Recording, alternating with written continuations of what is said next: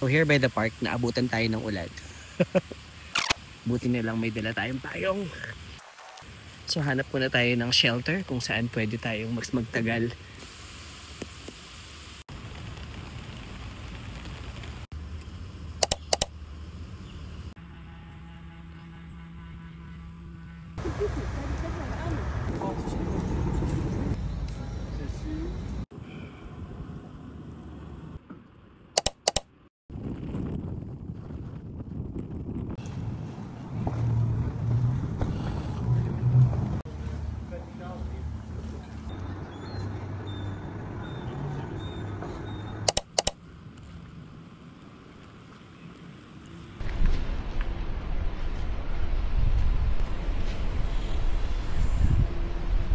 Ang cute nitong nakita kong isa.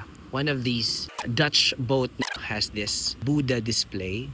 We know it being a Chinese folklore figure. Well, the boat is named 155, as in W-O-N na parang Asian name. So I guess baka Chinese or may Asian descent yung may-ari nitong bangka na to.